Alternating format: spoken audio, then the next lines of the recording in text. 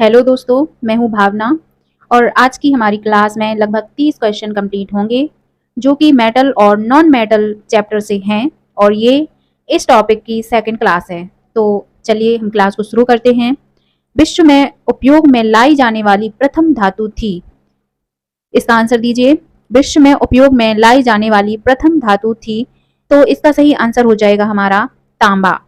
देखिए सबसे पहले जो धातु का उपयोग होता था तो वो कौन सी धातु थी? तांबा।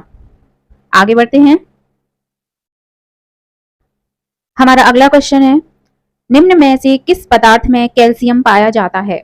निम्न में से किस पदार्थ में कैल्शियम पाया जाता है? ऑप्शन देख लीजिए। चीनी मिट्टी, कोरहम, जिप्सम और टैल्क। तो इनमें से कौन सा पदार्थ है जिनमें जिसमें कि कैल्शियम विद्यमान है या कैल्शियम पाया जाता है? तो इसका हम आंसर बताएंगे आपको, जिप्सम। जिप्सम में कैल्शियम पाया जाता है। अगले क्वेश्चन की तरफ बढ़ते हैं। साधारणतः धातु प्लस तनु अम्ल बराबर क्वेश्चन मार्क दिया गया है प्लस हाइड्रोजन गैस है, तो हमें क्वेश्चन मार्क की जगह पे कौन सा ऑप्शन सही रहेगा वो आपको बताना है। तो हम आपको थोड़ा सा समय दे देते हैं, आप भी कमेंट में अपने आंसर को लिख दीजिए जिससे आपको ये पता चलता रहे कि आपकी तैयारी किस तरह की है, किस लेवल की है। ठीक है, तो इसका आंसर हो जाएगा लवण। ठीक है, कैसे ये हम आपको बताएंगे। जैसे सोडियम धातु हो गई प्लस तनु अम्ल में हम ले लेते हैं HCl और बराबर, और क्वेश्चन मार्क की जगह इसमें क्या बनेगा? तो इसमें बनेगा NaCl प्लस H2। तो ये NaCl क्या हो गया? लवण, नमक हो गया, और H2 गैस रिलीज होती है। चलिए आगे बढ़ते हैं।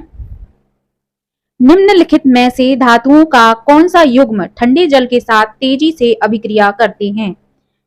अब इसमें से ऐसा वो कौन सा युग्म है जो ठंडे जल के साथ तेजी से अभिक्रिया करते हैं? तो इसमें ऑप्शन है सोडियम और पोटेशियम, कैल्शियम, मैग्नीशियम, एल्यूमिनियम और आयरन, जिंक और मैग्नीशियम। तो उस ग्रुप को बताना है जो ठंडे जल के साथ तेजी से अभिक्रिया करते हैं। तो इसका सही आंसर हो जाएगा सोडियम और पोटेशियम। अब आगे बढ़ते हैं अगले क्वेश्चन की तरफ। पांचवा क्वेश्चन है, जब कॉपर को वायु की उपस्थिति में गर्म किया जाता है तो यह ऑक्सीजन के साथ मिलकर काले रंग का कौन सा पदार्थ बनता है? तो बताइए कौन सा पदार्थ बनता है काले रंग का? तो इसका सही आंसर होगा क्यूप्रिक ऑक्साइड। क्यूप्रिक ऑक्साइड का पदार्थ बनता है जो कि कॉपर की सतह पर आपको अक्सर देखने को मिलता है। ठीक है, आगे बढ़ते हैं। निम्नलिखित में से कौन सा मूल तत्व है? ऑप्शन है रेत, हीरा, संगमरमर, शक्कर। इन पर रेत इसका सही आंसर हो जाएगा जो कि ऑलरेडी इस पृथ्वी पर विद्यमान है मूल तत्व के रूप में। आगे बढ़ते हैं। लेड, कॉपर, सिल्वर और डैश जैसी धातुएं जल के साथ अभिक्रिया नहीं करती हैं, तो बताइए डैश की जगह पे कौन सा सही आंसर है जो कि इस जगह पे आप बताएंगे? तो इसका सही आंसर होगा कौन सी, इनके अलावा निकिल, सोना, लोहा, टिन, इनमें से कौन सी धातु है जो कि जल के साथ अभिक्रिया नहीं करती है? तो ये बहुत ही सिंपल सा आंसर हो जाएगा सोना। ठीक है, गोल्ड। आगे बढ़ते हैं। निम्नलिखित में से किस धातु का गलनांक धातुओं में सबसे उच्च होता है? ऑप्शन ए प्लैटिनम, टंगस्टन, लोहा, एल्यूमिनियम। चार ऑप्शन में से आपका कौन सा आंसर सही है आप ये कमेंट कीजिए और हम आपको इसका सही सही आंसर बताएंगे।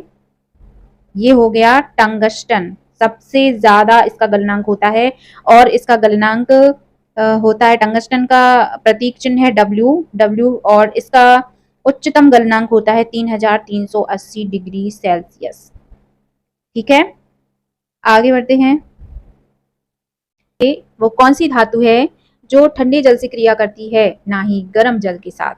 ऑप्शन पढ़ लीजिए। एल्यूमिनियम, आयरन, जिंक और या फिर इनमें से सभी। तो इसका सही आंसर हो जाएगा सभी। ये सभी तत्व हैं जो कि ठंडे जल के साथ और ना ही गर्म जल के साथ क्रिया करते हैं।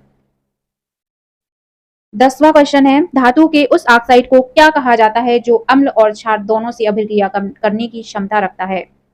ऑप्शन ए है मजबूत क्षार, ऑप्शन बी उभयधर्मी ऑक्साइड, ऑप्शन सी मजबूत अम्ल, ऑप्शन डी उभयधर्मी सल्फाइड। तो इसका आंसर बताइए।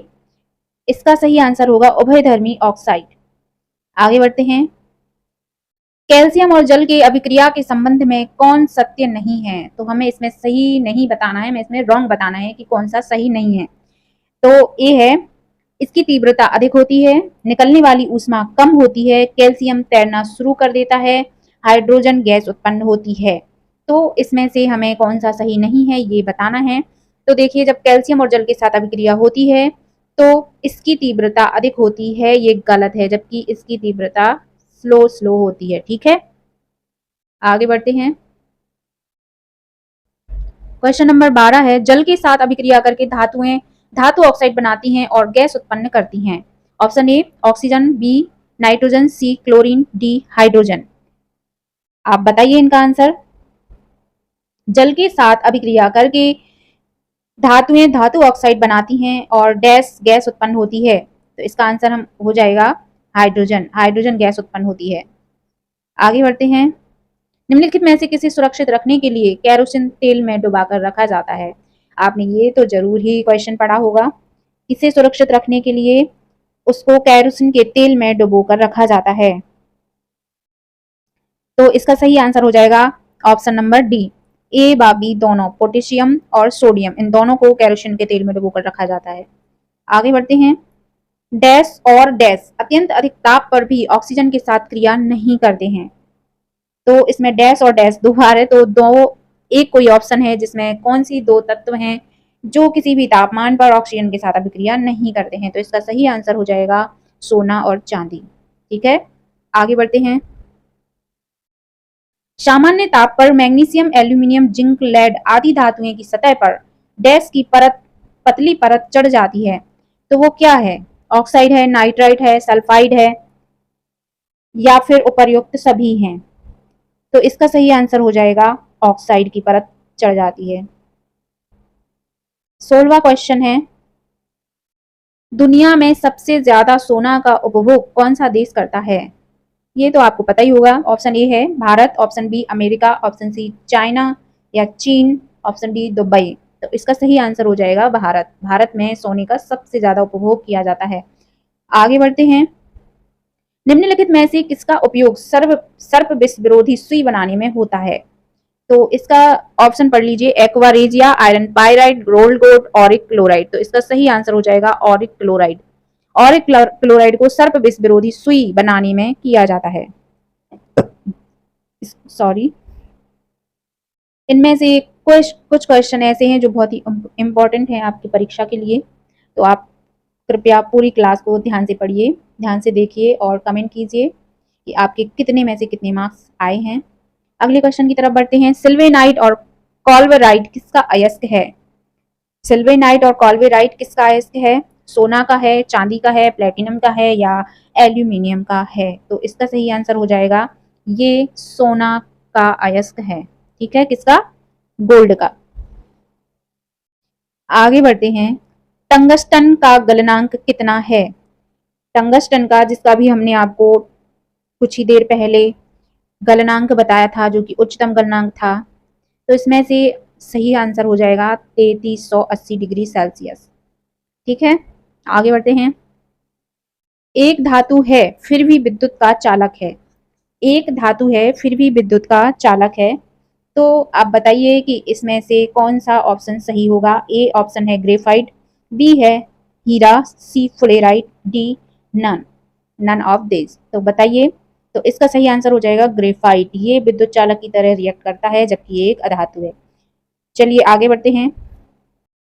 क्वेश्चन नंबर 21 है, सामान्यतः धातुएं चमकीली होती हैं लेकिन एकमात्र अधातु है जिसमें धात्विक चमक होती है। ऑप्शन ए है carbon, option B iodine, option C helium, option D bromine. तो इसका सही आंसर हो जाएगा आयोडीन। आयोडीन एक अधातु होते हुए भी इसमें धात्विक चमक पाई जाती है। आगे बढ़ते हैं। 22वां क्वेश्चन है, निम्नलिखित में से किस धातु का गलनांक सबसे कम है? इसमें दो के पेयर बने हुए हैं और आप बताइए कि किन धातुओं के गलनांक सबसे कम है। ऑप्शन देख लीजिए, गैलियम और caesium, option B sodium silver, option C silver लोहा, ऑप्शन डी सोना और चांदी। तो इसका सही आंसर हो जाएगा गैलियम और सीजियम। इनके धातुओं के गलनांक सबसे कम होते हैं। आगे बढ़ते हैं। 23वां क्वेश्चन है, डैश वह एकमात्र अधातु है जो द्रव है। वह एकमात्र अधातु है जो क्या है, द्रव है। तो इसके ऑप्शन हो जाएंगे, जो डैश है उसकी जगह पे हमें बताना है। तो आप इसका आंसर दीजिए। नाइट्रेट, हाइड्रोजन, नाइट्रेट की जगह नाइट्रोजन कर लीजिएगा। नाइट्रोजन, हाइड्रोजन, ब्रोमीन और कार्बन। तो इसका सही आंसर हो जाएगा ब्रोमीन। ठीक है, आगे बढ़ते हैं। 1 ग्राम सोने से 2 किलोमीटर लंबा तार बनाया जा सकता है। यह धातु के किस गुण के कारण संभव हो पाते हैं। 1 ग्राम सोने से 2 किलोमीटर लंबा तार बनाया जा सकता है, यह धातु के किस गुण के कारण संभव हो पाता है। तो इसका सही आंसर हो जाएगा, आप ऑप्शन पढ़ लीजिए, आघात वर्धता, तन्यता, धात्विक चमक या ध्वनिक। तो इसमें से तन्यता गुण के कारण हम सोने का लंबा तार, चांदी का लंबा तार, इनमें जो गुण होता है वो तन्यता के कारण ही हम उसको तार में ढाल सकते हैं। आगे बढ़ते हैं। 25वां क्वेश्चन है, अपने शुद्ध रूप में धातु की सतह चमकदार होती है। धातु के इस गुणधर्म को क्या कहते हैं। धातु के इस गुणधर्म को क्या कहते हैं। ऑप्शन पढ़ लीजिए, आघात वर्धता, तन्यता, धात्विक चमक या ध्वनिक। तो इसका सही आंसर हो जाएगा धात्विक चमक। ठीक है, अगले क्वेश्चन की तरफ बढ़ते हैं। क्वेश्चन नंबर 26, निम्नलिखित में से कौन सबसे अच्छा आघातवर्ध्य धातु है। ऑप्शन ए है सोना, ऑप्शन बी चांदी, ऑप्शन सी तांबा, ऑप्शन डी एल्यूमिनियम। सबसे अच्छा आघातवर्ध्य कौन सा है, सोना। इसका सही आंसर सोना हो जाएगा। आगे बढ़ते हैं। धातुएं और मरकरी ऊष्मा के खराब चालक होते हैं। धातुएं डैश और मरकरी जो ऊष्मा के खराब चालक होते हैं वो कौन से कहलाते हैं। इन ऑप्शनों में से एक कोई सही आंसर होगा जो कि डैश के स्थान पर होगा। तो इसका सही आंसर हम बताएंगे। ऑप्शन सुन लीजिए, टिन, लेड, तांबा या निकिल। तो इनमें से इसका सही आंसर होगा लेड। ये क्या है, ऊष्मा के खराब चालक होते हैं, यानी कि ऊष्मा अवशोषित नहीं करते हैं। अगले क्वेश्चन की तरफ बढ़ते हैं। निम्नलिखित में से किसकी तन्यता सबसे अधिक है।